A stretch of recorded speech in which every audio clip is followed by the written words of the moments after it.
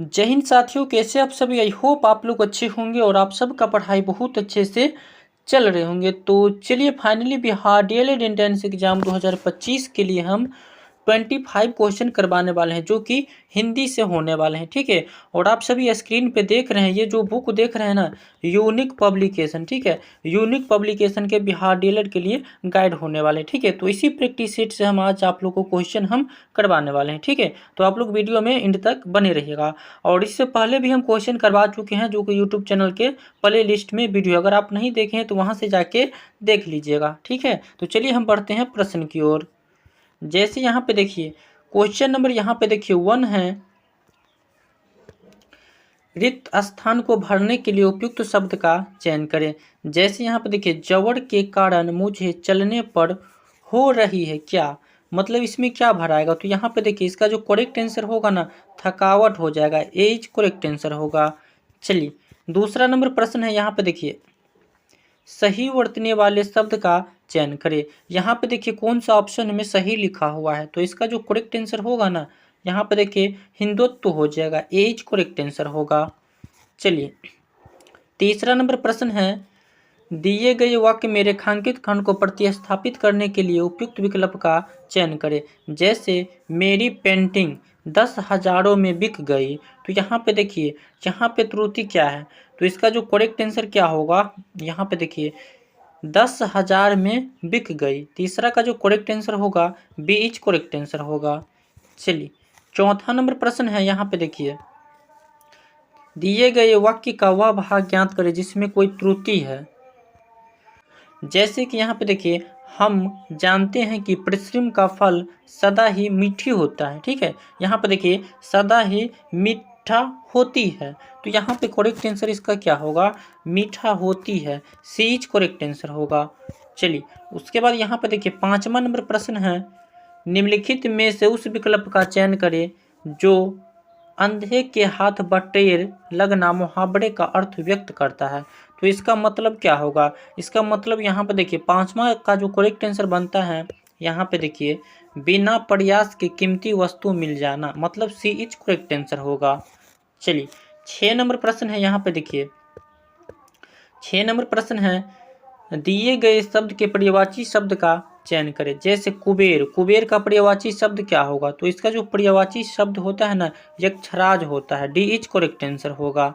चलिए 7वां नंबर प्रश्न है, यहाँ पे देखिए दिए गए वाक्यांश के लिए एक शब्द चुनिए। जैसे जो मुमुक्ष चाहता है उसे हम क्या कहते हैं, तो उसे हम मुमुक्षु कहते हैं। ठीक है, ए इज करेक्ट आंसर होगा। चलिए 8वां नंबर प्रश्न है, यहाँ पे देखिए निम्नलिखित में कौन तद्भव शब्द है।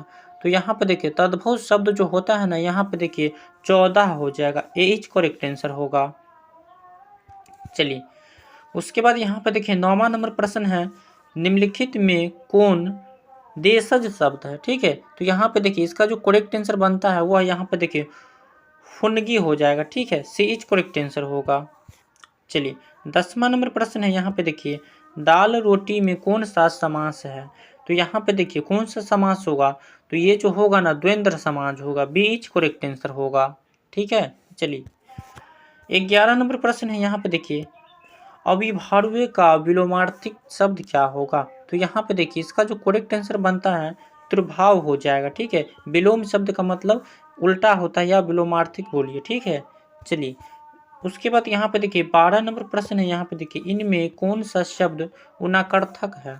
तो इसका जो करेक्ट आंसर बनता है ना, वह ऑप्शन नंबर यहाँ पे देखिए लंगोटी होगा, ए इज करेक्ट आंसर होगा। चलिए 13 नंबर प्रश्न है, यहाँ पे देखिए ज्ञानीपीठ पुरस्कार से सम्मानित काव्य ग्रंथ उर्वशी के रचनाकार कौन है। तो यहाँ पे देखिए इसका जो करेक्ट आंसर होगा वह यहाँ पे रामधारी सिंह दिनकर होगा। ठीक है, डी इज करेक्ट आंसर होगा। चलिए 14 नंबर प्रश्न है, इनमें से कौन सा शब्द तलवार का समानार्थक नहीं है।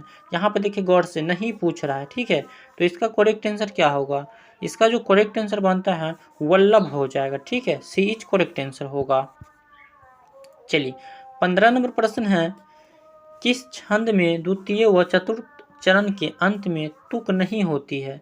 तो ये जो नहीं होती है ना, यहाँ पे देखिए सोरठा में नहीं होता है, डी इज करेक्ट आंसर होगा।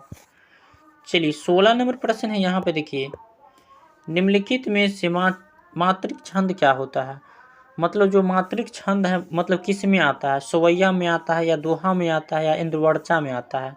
तो यहाँ पर देखिए इसका जो करेक्ट आंसर होगा वह दोहा में आता है। मात्रिक छंद जो होता है ना यहाँ पे दोहा में आता है। ठीक है, चलिए उसके बाद यहाँ पे देखिए 17 नंबर प्रश्न है, कवि बिहारी मुक्त किस रस के कवि थे?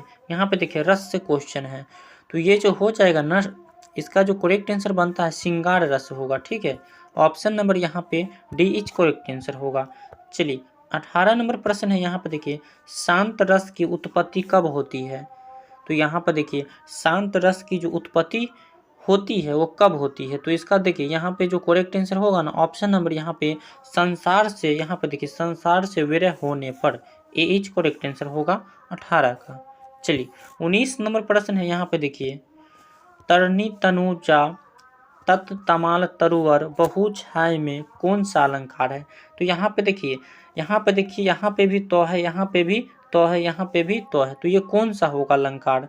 तो ये जो होगा ना यहाँ पे देखिए 19 का जो करेक्ट आंसर बनता है अनुप्रास अलंकार हो जाएगा। ठीक है, चलिए उसके बाद यहाँ पे देखिए 20 नंबर प्रश्न है, वही मनुष्य है कि जो मनुष्य के लिए मेरे में कौन सा अलंकार है?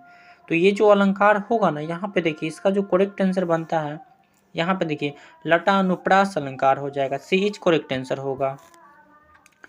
चलिए 21 नंबर प्रश्न है, यहाँ पे देखिए राम नाम अवलंबु बिनु परमार्थ की आस बरसात वरित बंधु गही चाहत चढ़न आकाश उपयुक्त पंक्ति में कौन सा अलंकार है? तो यहाँ पे देखिए इसका जो करेक्ट आंसर बनता है वह यहाँ पे उत्प्रेक्षा अलंकार होगा, सी इज करेक्ट आंसर होगा। चलिए 22 नंबर, उसके बाद यहाँ पे 22 नंबर प्रश्न है, यहाँ पे देखिए वह इष्ट देव के मंदिर की पूजा सिंह, वह दीप सिखासी शांत भाव में लीन, वह टूटे तरु की छूटी लता सी दीन, दलित भारत की विधवा है। यहाँ पे देखिए उपयुक्त पंक्ति में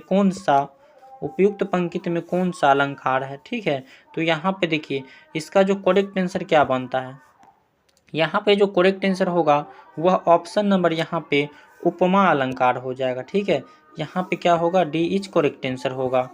चलिए 23 नंबर प्रश्न है, यहाँ पे देखिए हिंदी कविता को छंदों की परिधि से मुक्त कराने वाले कौन थे?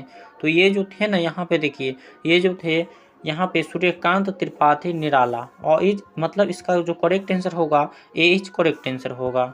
चलिए 24 नंबर प्रश्न यहाँ पे देखिए खड़ी बोली का प्रथम महाकाव्य है किससे है? तो ये जो होगा ना यहाँ पे देखिए प्रिय प्रवास से है। ठीक है, यहाँ पे देखिए सी इज करेक्ट आंसर होगा।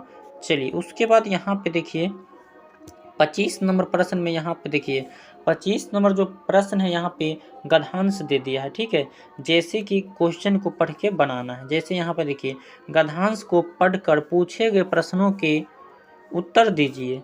जैसे यहाँ पे देखिए एक साधु थे और यहाँ पे देखिए विभाक्षण से मजे से दिन गुजारते, और जैसे ये जो है ना अलंकार मतलब जैसे ये गद्यांश दे दिया है ना इसको पढ़ के क्वेश्चन को बनाइएगा। ठीक है, जैसे आप लोग एक बार अच्छे से पढ़ लीजिएगा देखिए। ठीक है, तो यहाँ पे देखिए इसका करेक्ट आंसर क्या होगा, यहाँ पे देखिए साधु अपना निर्वाह करके करता था, तो यहाँ पे क्या भराएगा?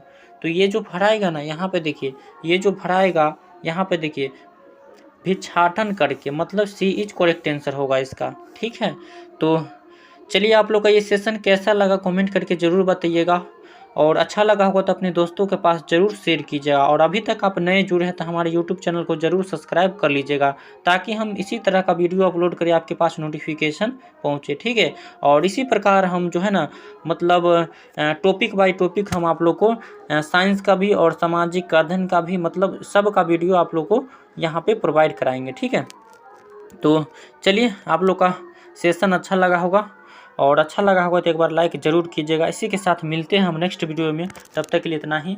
जय हिंद।